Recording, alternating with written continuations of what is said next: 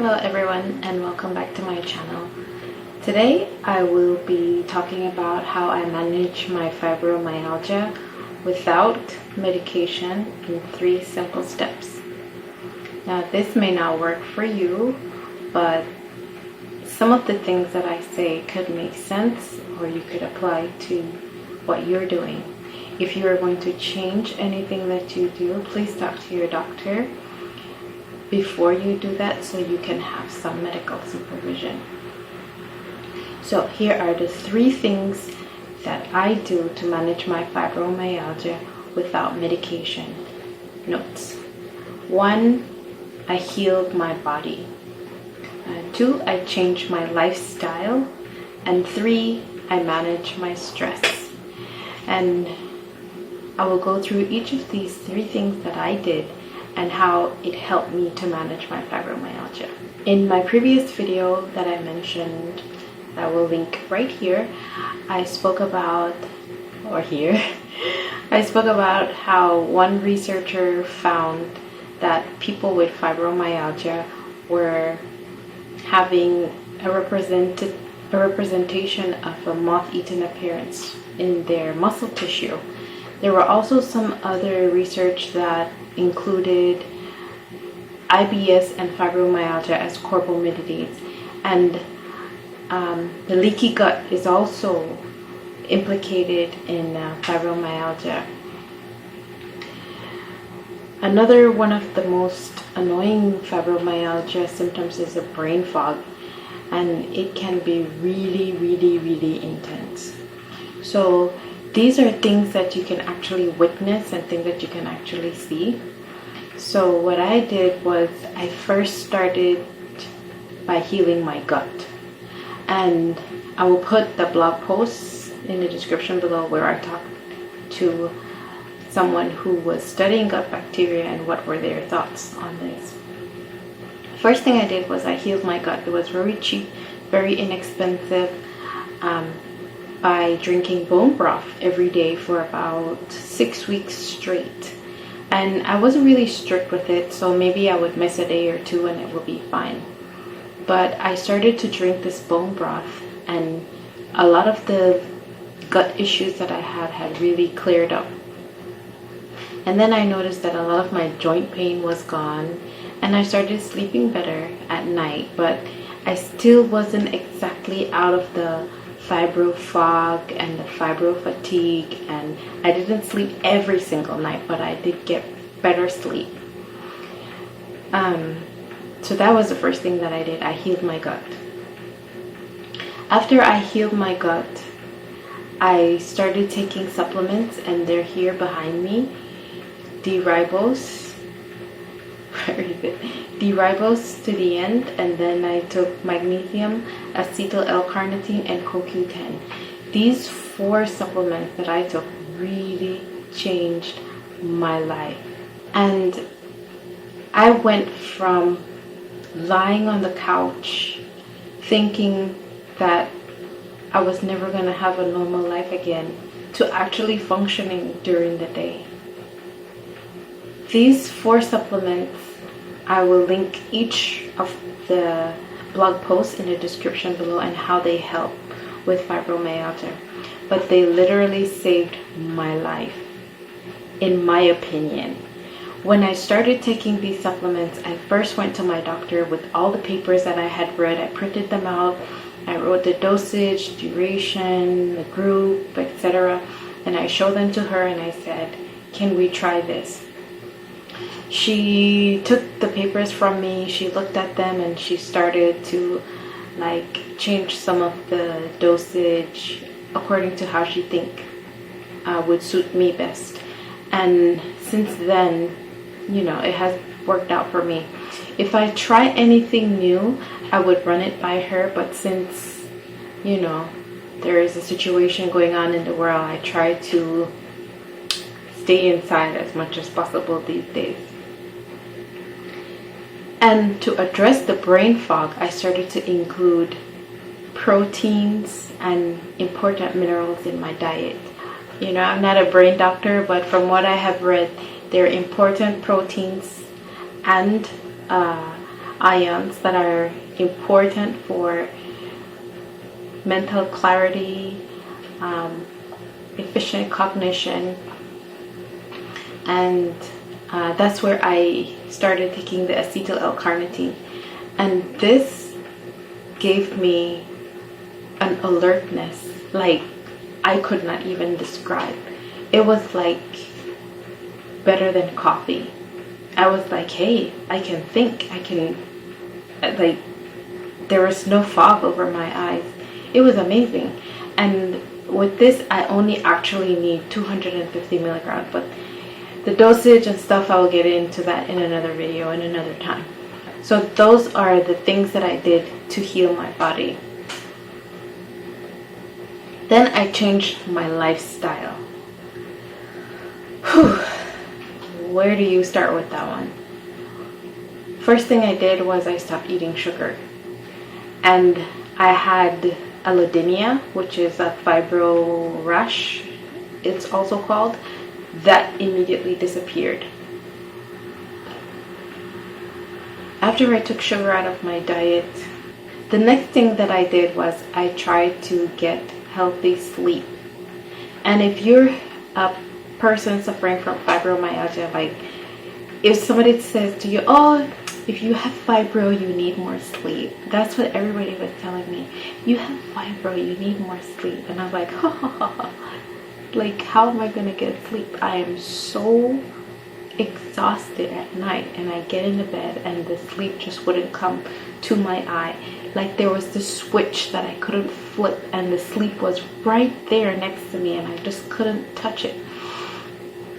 I remember in the past when I had sleep problems, I would take melatonin and that wouldn't do anything for me, because every 4 hours I would get good sleep and I would be up like at 2 or 3 in the morning wide awake, and then I would be tired all the next day.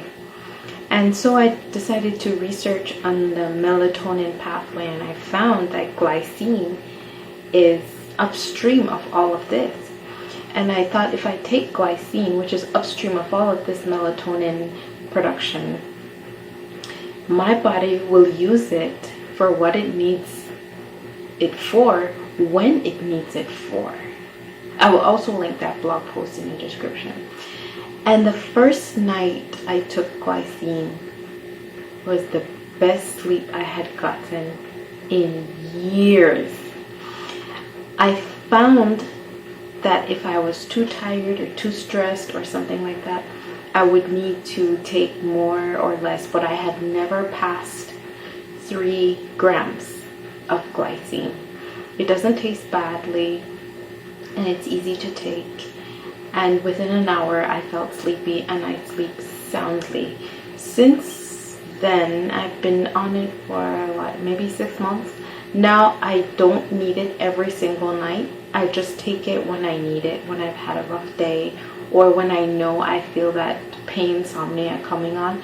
I would have 1 gram or 0.5 grams, and then I would go right to sleep, and I would sleep completely through the night. If you notice on my channel, I only have 2 insomnia videos, and I'm kind of disappointed because I thought I would have more, because I was, pain insomnia, but turns out that the glycine is really helping me sleep. It's really helping me sleep. Another lifestyle change that I made was I started to exercise, which is another thing that I hate when people tell me, oh, you have fibro, you need to exercise or you're going to be in more pain. And I'm like, shut up, I'm already in the world of pain. Why would exercise make it any different? Because you need to do step 1, heal your body. So how did I do that? I started to take rhodiola rosé. And I only did it for what was recommended in the scientific journal, which was about 6 to 8 weeks. The first week was like, man, I don't know if this is gonna work. And the following week, wow, I was running 4 miles a day, 4 times a week, sometimes 5. And I could recover properly because I was, taking D-ribose after, to help me with energy production. And the more I exercised, the better I felt. And with the help of my supplements, I was not in so much pain. The more I exercised, the better I slept, and I didn't need so much glycine. And I am now at the point where I've reduced my dose of rhodiola, and then I will start to alternate that with other supplements like PQQ or resveratrol that has also given me very good results. So the third and final way that I manage my fibromyalgia without medication is to manage stress. That was the third pet peeve of mine. Whenever I told somebody I have fibro, they'd be, oh, you're just stressed out. All you need to do is just say no to those people and just meditate. You know, I'm like, shut up. It's not so easy, right? It's not. It's not.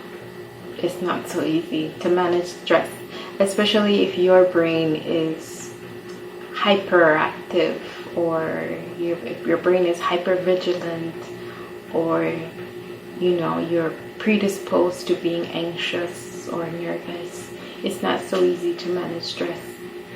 And that was where I got stuck for a long time, and I couldn't get through my exercise goals as long as I wasn't managing the stress, because it was stealing the energy from my body that I needed to exercise and creating all this toxic ROS and, you know, free radicals that was tearing up my body, and then I would be needing more supplements. I started to do some DBT therapy at the place I work because they offer free counseling if you need it. It didn't work for me. I hated it because I felt like I was just going there, and then, you know, like all the exercises and the little worksheets and things that she was giving me to do, was like, yeah, but I still totally hate life, so like what's the point of these stupid exercises? And then I would feel worse, and then I would hate going there, but then I would feel like I have to go because it's free, but it's valuable. And then I started to read more about the kinds of ways to manage stress for people with fibromyalgia, and one of them was meditate, and I'm not good at that because I have racing thoughts. So I went down a rabbit hole, and I finally found CBT therapy, which is cognitive behavioral therapy. I won't get into too much detail about what it is, but it tries to retrain your brain from making things that are normally triggers for you, and it helps you to talk it through with yourself by filling in specific worksheets, or, you know, like making bullet journals and things like that. That has really helped me tremendously, because some of the things I never realized were triggers, and some of the things I never realized were stressing me out and causing me pain. And then I could associate specific stresses with some specific kinds of pain. It didn't change the stress that I was feeling, but I think along with the rhodiola rosé, which is a supplement, and the CBT therapy, I was able to manage the stress, but I couldn't manage the situation. My situation stayed the same, but the way I approached it and the way I thought about it changed. And this made it easier for me to handle the stress of the situation, because none of the things didn't change, only I did. Another thing that I did for managing my stress was I educated myself about my condition from every point of view. So I went to read people's blogs that said they cured their fibromyalgia. You can't cure it.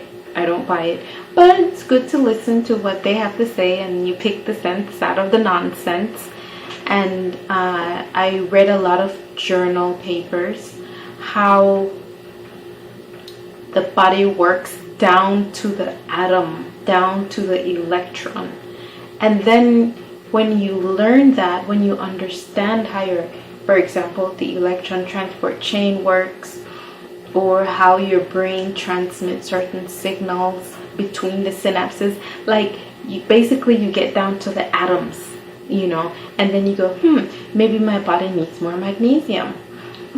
Maybe my body needs serotonin. How do I get more serotonin in my body? And then you work your way up and you realize, oh, maybe I need glycine because that will eventually make more serotonin. Maybe I need to do more feel-good things because that will induce the production of serotonin.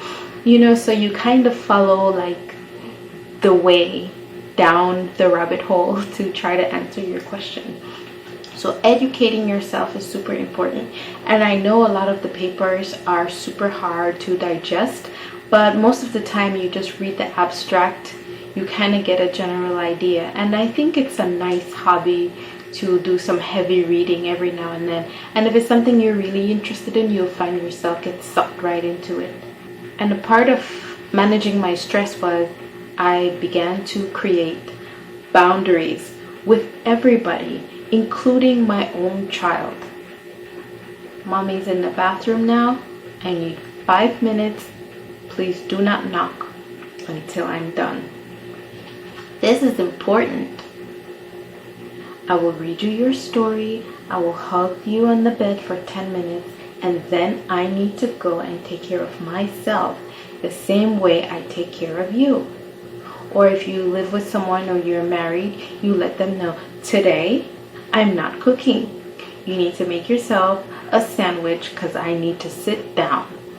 You know, or you just tell your boss, I'm sorry, I can't do it. Well, in my case, you know, I can try to find a nice way to say I need time, but sometimes you can't. So I don't know what to do about that, because finding a new job is not easy nowadays. Anyway, create boundaries.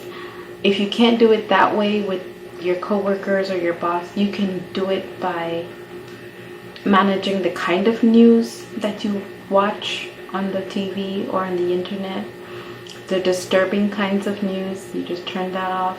You know, the disturbing kinds of posts you see on the internet, you just turn that off. The disturbing kind of messages you get from people on social media, you just block them and delete them, and poof, they disappear just like that. So you really have to make a conscious effort to create boundaries, or you become drained. And when you become drained, you can't be for yourself what you have to be for other people. If you're empty, you cannot fill anything. And then the cycle just continues, because then you run yourself ragged and then your body becomes broken down all over again. So those are my 3 things that I do to manage my fibro, and I will just like briefly review them. I heal my body with good foods and supplements here. I change my lifestyle, what I eat, how I sleep, and start doing some exercises once my body was healed.